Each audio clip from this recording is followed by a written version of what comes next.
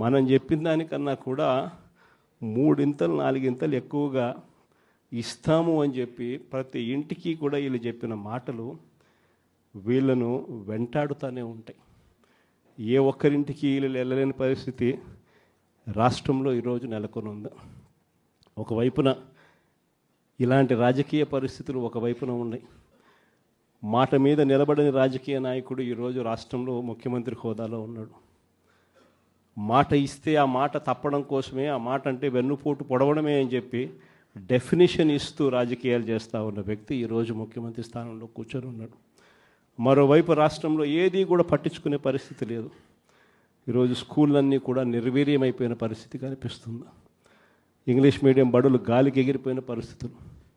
గోరుముద్ద అన్న పథకం ఈరోజు కనీసం తినడానికి ఇబ్బందికర పరిస్థితులు పిల్లలు ఉన్న పరిస్థితులు ఈరోజు ఆ పథకం వెళ్ళిపోయిన పరిస్థితి.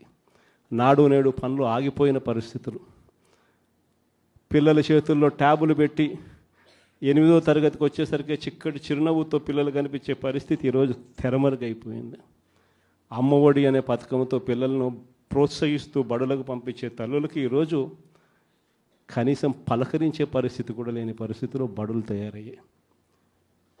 మరోవైపున పేదవాడి వైద్యం గురించి కనీసం ఆలోచన చేసే పరిస్థితిలో కూడా ఈ ప్రభుత్వం లేదు.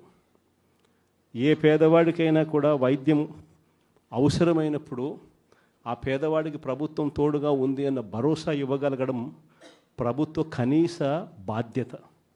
అలాంటిది ఆరోగ్యశ్రీకి ప్రతి నెల కనీసం నెలకు 300 కోట్ల రూపాయలు ఖర్చు అవుతుంది. ఈ ప్రభుత్వం వచ్చి 12 నెలలు. ఆరోగ్యశ్రీ బిల్లులు ఇప్పటికే 3600 కోట్లు దాటాయి. ఆరోగ్యశ్రీ బిల్లులు ఇవ్వడంలా ఆరోగ్య ఆసరా గురించి పట్టించుకునే పరిస్థితి లేదు. ఆరోగ్యశ్రీ బిల్లులు ఇవ్వక, ఆరోగ్య ఆసరా గురించి పట్టించుకోక ఈరోజు ఏ పేదవాడైనా కూడా వైద్యం కోసం ఏదైనా హాస్పిటల్కి పోతే ఆ హాస్పిటల్లో ఈరోజు డాక్టర్లు పేదవాడికి వైద్యం అందించే పరిస్థితిలో లేరు. డబ్బులు కడితేనే వైద్యం అందిస్తాము అని చెప్పి ఈరోజు పేదవాడిని డబ్బులు కడితే తప్ప వైద్యం అందని పరిస్థితిలోకి అప్పుల పాలు చేస్తూ ఉన్న పరిస్థితి ఈరోజు రాష్ట్రంలో. ఏ రైతుకు కూడా ఈరోజు గిట్టుబాటు ధర రావడంలా, ఏ పంటకు ఈరోజు గిట్టుబాటు ధర రావడంలా. మళ్ళీ దళారీల వ్యవస్థ వచ్చేసింది. ఆర్బీకే వ్యవస్థ కుప్పకూలిపోయింది. ఈ క్రాపింగ్ గాలికి ఎగిరిపోయింది. ఉచిత పంటల బీమా కంటికి కనపడకుండా తెరమరుగైపోయింది.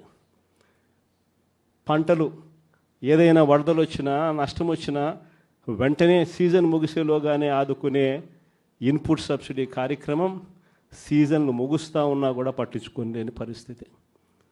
రైతు పరిస్థితి ఈరోజు అగమ్య గోచరంగా కనిపిస్తూ ఉంది. 17 కొత్త మెడికల్ కాలేజీలు, అందులో 5 మెడికల్ కాలేజీలు మనం ఉండగానే కమిషన్ కూడా చేసాం. కాలేజీలు మొదలయ్యాయి 5 కాలేజీలు. మిగిలిన కాలేజీలు వార్ ఫుటింగ్ బేసిస్ మీద పనులు జరుగుతూ ఉన్నాయి. ఈ పెద్ద మనిషి ముఖ్యమంత్రి అయ్యాడు. కాలేజీలు కట్టాల్సింది పోయి అమ్ముతానని చెప్పి ఈ మనిషి తయారయ్యాడు.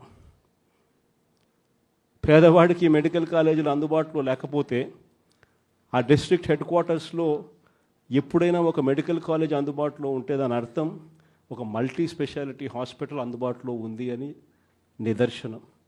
ఆ హాస్పిటల్స్లో ఆ కాలేజీలు అక్కడ ఉంటే అసిస్టెంట్ ప్రొఫెసర్లు అందుబాటులో ఉంటారు. ఆ కాలేజీలో పనిచేసే స్టాఫ్, పోస్ట్ గ్రాడ్యుయేట్ స్టూడెంట్స్ వీళ్ళంతా కూడా అందుబాటులో ఉండి ఒక మల్టీ స్పెషాలిటీ హాస్పిటల్ ఆ డిస్ట్రిక్ట్లో పేదలకు అందుబాటులో ఉంటుంది. ఎప్పుడైతే ఈ మెడికల్ కాలేజ్ అక్కడ అందుబాటులో ఉంటుందో, గవర్నమెంట్ మెడికల్ కాలేజ్ అందుబాటులో ఉంటుందో, అప్పుడు ప్రైవేట్ రంగంలో ఉన్న ఏ హాస్పిటల్ కూడా పేదవాడిని ఎక్స్ప్లాయిట్ చేయని పరిస్థితిలోకి వస్తుంది.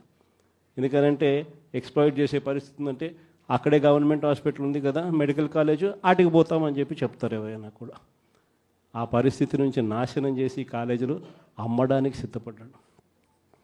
మన ప్రభుత్వ హయాంలో గతంలో ఎప్పుడు జరగని విధంగా, రాష్ట్ర చరిత్రలో ఎప్పుడు చూడని విధంగా మనం కొత్తగా గవర్నమెంట్ రంగంలో 3 పోర్టులు ఏకంగా కట్టడానికి శ్రీకారం చుట్టాం. ఇదే విశాఖపట్నం జిల్లాలో ప్రజలకు అందరికీ కూడా బాగా తెలుసు. మూలపేట, శ్రీకాకుళం జిల్లాలో పోర్టు. గతంలో ఎప్పుడు ఊహించని విధంగా శ్రీకాకుళం జిల్లాకు అభివృద్ధి బాట నడిపించే ఒక గొప్ప అడుగు ఆ పోర్టు. ఆ పోర్టులో అడుగులు వేసింది ఎప్పుడు అని అంటే మన ప్రభుత్వం వచ్చిన తర్వాతనే. అక్కడే మనం భూములు కొనుగోలు దగ్గర నుంచి, పర్మిషన్ తేవడం దగ్గర నుంచి, చివరికి ఆ పోర్టు ఇబ్బంది పడుకోకుండా ఫైనాన్షియల్ క్లోజర్ కూడా మనమే పూర్తిగా కంప్లీట్ చేసి, ఏకంగా మనం 30% పనులు కూడా పూర్తి చేసే కార్యక్రమం మనం చేస్తే, చంద్రబాబు నాయుడు గారు ఇప్పుడు ఆ 3 పోర్ట్లను, గవర్నమెంట్ రంగంలో ఉన్న 3 పోర్ట్లను కమిషన్ల కోసం అమ్మడానికి ఈ పెద్ద మనిషి శ్రీకారం చుట్టాడు. ఇదే పెద్ద మనిషి చంద్రబాబు నాయుడు గారు ఇదే ఉత్తరాంధ్రలో ఎప్పుడు చూడని విధంగా ట్రైబల్ ప్రాంతాన్ని అభివృద్ధి పదంలో మనం నడిపించాం.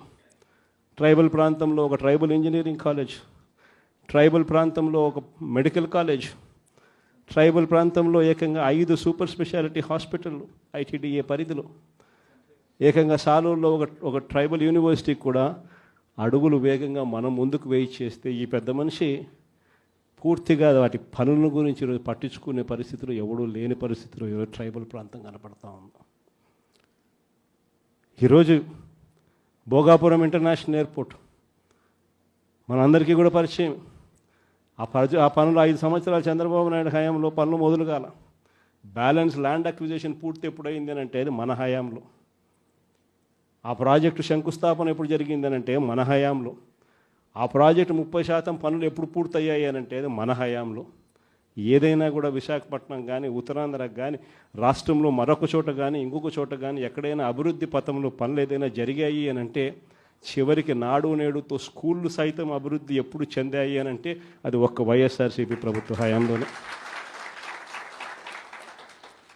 ఈరోజు అన్నీ కూడా నాశనమైపోయిన పరిస్థితి కనిపిస్తూ ఉన్నాయి. ఈ పెద్ద మనుషులు అన్ని రకాలుగా కూడా వ్యవస్థలన్నీ నాశనం చేశాడు. ఇచ్చిన హామీలు ఏవి కూడా నిలబెట్టుకునే పరిస్థితిలో లేక ఈ పెద్ద మనిషి ప్రతిదీ కూడా ప్రజలను వెన్నుపోటు పొడిచే కార్యక్రమం చేస్తూ ఉన్నప్పుడు, ఆ టాపిక్ నుంచి ప్రజలను డైవర్ట్ చేసేందుకు ఏ ఒక్కరూ కూడా ఆయనను ప్రశ్నించే స్వరం వినపడకుండా చేసేందుకు ఈ పెద్ద మనిషి చేస్తూ ఉన్న పాలన భయానక పాలన సృష్టించడం. ఆ భయానక పాలన సృష్టించడంలో భాగంగా ఈరోజు రెడ్ బుక్ రాజ్యాంగం నడుస్తూ ఉంది.